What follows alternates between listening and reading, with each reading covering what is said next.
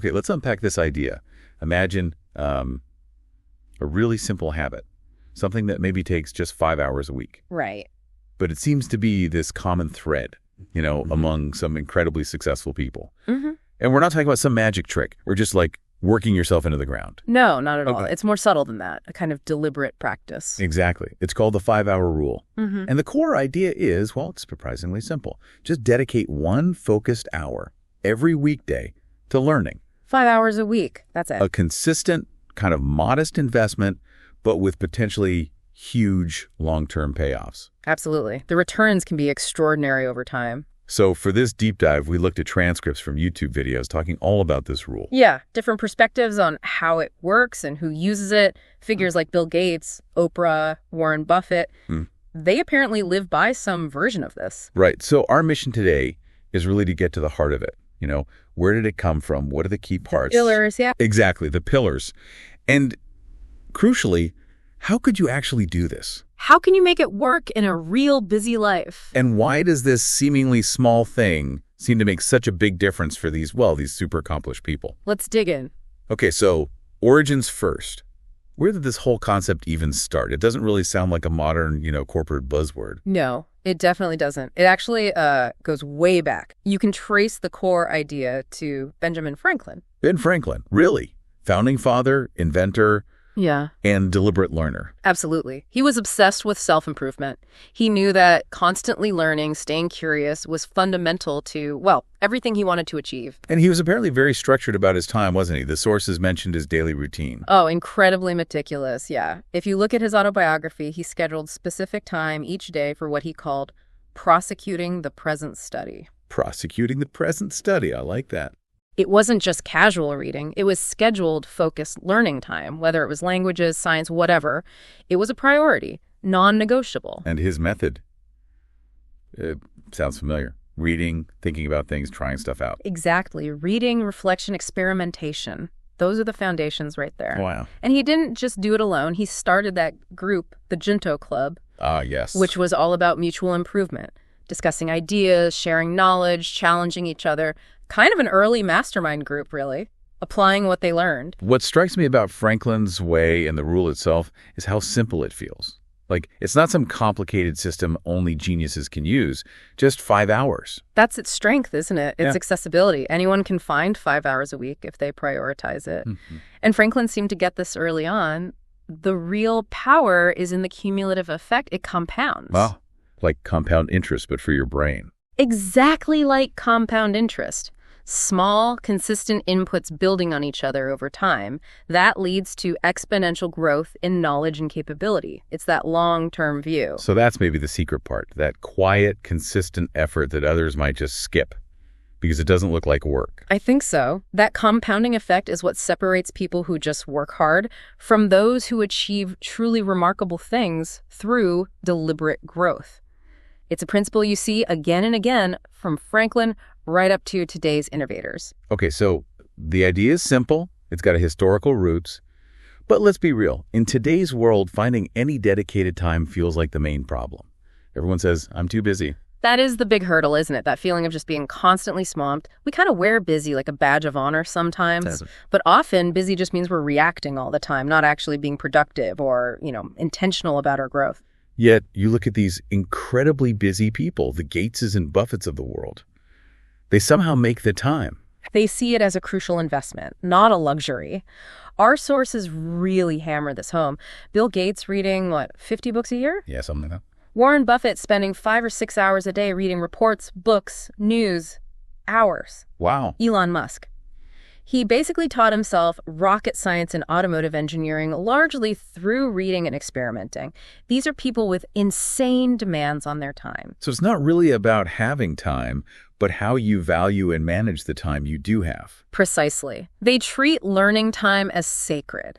And they avoid the traps, like trying to multitask their way through learning. Ah, multitasking, the productivity myth we all fall for. It really is a myth, especially for learning. Research shows it just tanks your efficiency and prevents deep thinking. Your brain's just switching back and forth, never really settling in. Right. You can't truly learn complex stuff while you're also checking emails and notifications. No way. That dedicated hour needs to be truly dedicated, uninterrupted.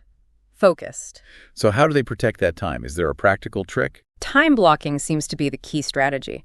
You literally schedule your learning time into your calendar, just like you'd schedule an important meeting. A meeting with yourself, essentially. Exactly. You make an appointment with your own growth. Elon Musk is famous for scheduling his day in, 5-minute blocks. 5 minutes. Yeah, intense focus. Bill Gates carves out specific, dedicated hours just for reading and thinking. It's about actively protecting that time from distractions. And the beauty of the 5-hour rule is its flexibility, right? Just an hour a day, maybe during the week, feels more manageable than finding a whole afternoon. It absolutely does. It fits into the cracks of a busy life much more easily. And those small, consistent blocks, they add up. They compound. That's where the significant growth happens over the long haul. It's about working smarter, making time for what truly matters for growth. Okay, so you've managed to black out the time. Great start. What do you actually do in that hour? This gets us to those 3 pillars you mentioned earlier. Let's start with the first one, reading. Reading is foundational. It's the primary input. For almost everyone successful we looked at, reading is a non-negotiable habit. But it's more than just gathering facts. Right, it's about absorbing ideas. Yeah. Challenging how you think. Exactly. Gaining access to this huge reservoir of human knowledge and experience. The examples are pretty compelling. Gates, Buffett, Zuckerberg, all known for being voracious readers. And there's a clear reason why. Reading lets you learn from centuries of human trial and error without having to repeat all the mistakes yourself. That's a powerful advantage. Huge. It helps you stay ahead, understand different fields, expand your mental models. It fuels creativity by giving you new dots to connect. And improves problem solving, too, I imagine. Definitely. You encounter different ways of thinking, different solutions, and successful people tend to read widely, not just their industry stuff. Diversification. Like in investing. Sort of, yeah. Reading nonfiction for business, psychology, history, science, but also fiction. Fiction. Why fiction? Empathy, emotional intelligence, understanding human nature from different perspectives. Biographies are huge, too, seeing how other successful people think, make decisions, overcome setbacks. And then, yes, keeping up with your specific field is crucial, too. So it's about breadth and depth, getting different kinds of input. How do you build that habit if you're, say, not naturally a big reader right now? Start small. Seriously small. Maybe just 15 minutes a day to begin with. Set a tiny, achievable goal, 1 book a month, maybe. Okay. Always have something to read, handy a book, an e-reader, articles on your phone. Use those little pockets of downtime. Audiobooks are fantastic, too, for commutes or exercising. Good point. And maybe join a book club or an online reading challenge. That accountability can help. So it's about making it easy and consistent, not forcing yourself to read for hours right away. Exactly. And crucially, it needs to be active reading. Active reading, what does that mean? Not just letting the words flow past you. It means engaging with the text, taking notes, highlighting things, pausing to think, how does this apply to me? Or, do I agree with this? Like questioning the material. Yes. And thinking about application. Warren Buffett isn't just reading for fun. He's analyzing businesses to make multi-billion-dollar investment decisions based on that reading. Yeah. It's about integrating the knowledge, making it part of your thinking toolkit, not just consuming it. Okay, integrating the knowledge. Yeah. That leads perfectly into the second pillar, which is reflection, right? Absolutely. Reflection is where the real magic starts to happen, I think. If reading is gathering the ingredients, reflection is the cooking process, turning that raw information into usable insight, into wisdom. Making sense of it all. Stepping back to connect the dots. Precisely. You're deliberately taking time to think about what you've read, what you've experienced, what you've done, asking why. Looking for patterns, understanding cause and effect, figuring out how to improve. And again, successful people seem to carve out time for this specifically. Oh, definitely. Ray Dalio at Bridgewater, his whole principles thing is built on intense, systematic reflection on mistakes and successes to refine decision-making. Right, the radical transparency. Exactly. And Bill Gates' famous Think Weeks, he literally disconnects to just read and think. Deep reflection on the future, on challenges, on strategy. Think weeks sound amazing, but maybe a bit intimidating for most people. Are there simpler ways to build reflection into your routine? For sure. Journaling is probably the most accessible and powerful tool. Just writing down your thoughts forces you to articulate them, helps you process things, track your learning. Like a conversation with yourself on paper. Kind of, yeah. Another way is asking yourself structured, reflective questions regularly. What was the key takeaway from that meeting? What went well today? What didn't? How could I apply that article I read? Giving yourself prompts. Exactly. It makes it concrete. Even simple mindfulness or meditation can create that mental space. Or just talking things through with someone you trust, a mentor, a colleague. That dialogue can spark insights. It feels essential for actual growth, doesn't it? Otherwise, you just keep doing the same things, learning the same lessons over and over. You do. Think about learning from failure.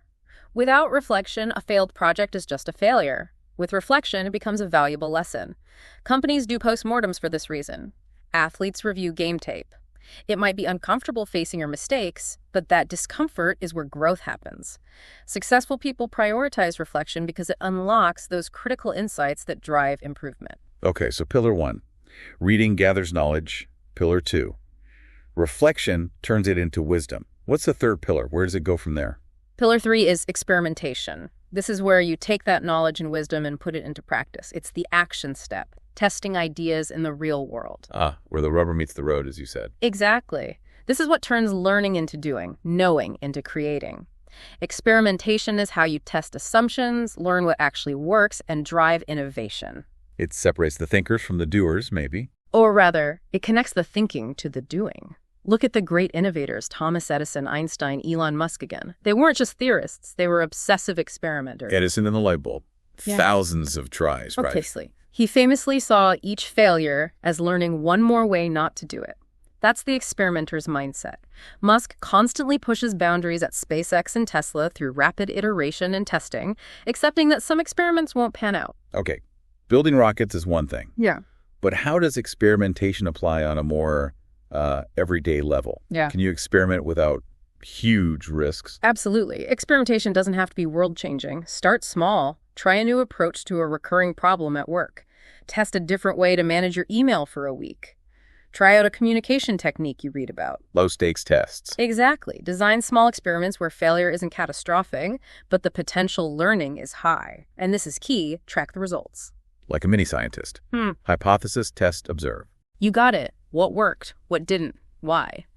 That data feeds right back into your reflection pillar. And you have to cultivate an acceptance of failure as part of the process. It's not an endpoint, it's data. It's about being willing to step outside your comfort zone, even in small ways. That's where the growth happens. Think about innovative company cultures. Steve Jobs constantly tweaking prototypes at Apple. Google's old 20% time policy, letting engineers tinker. That led to huge products like Gmail. Experimentation is often built into their DNA. So it closes the loop. Experimentation leads to results, which you reflect on, which informs your reading or your next experiment. It's a continuous cycle. Experiment, tough, measure, learn, adjust. It's the practical application that drives real-world progress and continuous improvement. Okay, fantastic. We've got the history, the why of time management, and the 3 pillars: reading, reflection, experimentation. So the big question, how do you actually put this all together, make it a real, consistent routine? Right. Moving from theory to practice. The absolute key here is consistency. This isn't a crash course. It's building a lifelong habit of deliberate learning. And having a routine helps make it automatic, right? Less willpower needed each day. Exactly. It reduces decision fatigue. You don't debate if you'll learn today, you just do it during the scheduled time. So step 1 is definitely time blocking. We touched on that. Find your hour or blocks adding up to an hour each weekday. Put it in the calendar. And treat it like a critical appointment. Non-negotiable. Protect that time. Okay, got the time blocked. Step 2. Step 2. Balance the pillars. You need all 3. So look at your 5 hours for the week and decide roughly how much time goes to each. Maybe it's, say, 2 or 3 hours reading, an hour to reflecting, and an hour to experimenting. So not necessarily hitting all 3 every single day, but getting a mix over the week. Right. It can flex depending on your goals for that week. Step 3. Track your progress. Why is tracking so important? Accountability, mostly. And motivation. Seeing progress keeps you going. Keep a simple reading log. Use a journal for your reflections and experiment notes, maybe once a month. Review it all. What patterns do you see? What's working? Makes sense. Seeing the journey helps you stay on the path. What about staying motivated long term? Because habits can fade. That's step 4. Staying motivated and consistent. Having clear learning goals helps immensely. What specific skill are you trying to build? What topic fascinates you? That provides direction. Purpose behind the hours. Exactly. Finding a learning buddy or community can also help sharing progress, discussing ideas. Celebrating small wins is important too. Finishing a tough book, having a breakthrough insight, a small experiment succeeding, acknowledge it. And being kind to yourself if you slip up. Absolutely crucial. Life happens, you'll miss days. Don't let it derail you, just pick it back up the next day. It's about sustainable consistency, not perfection. So schedule it, balance the pillars, track it, and find ways to stay motivated. That sounds like a solid plan. It provides the structure needed to turn intention into a lasting habit. Okay, so let's say you do this. You commit the 5 hours. Yeah. You build the routine. What's the payoff? What are the real long-term benefits we're talking about? This is where it gets really exciting. It's the compounding effect we mentioned earlier, but writ large over years and decades. The snowball rolling downhill, gathering momentum. Precisely. Each bit of learning connects to what you already know, creating richer understanding, new skills, new perspectives. It accelerates. Warren Buffett explicitly compares knowledge to compound interest. So what does that accumulated knowledge do for you?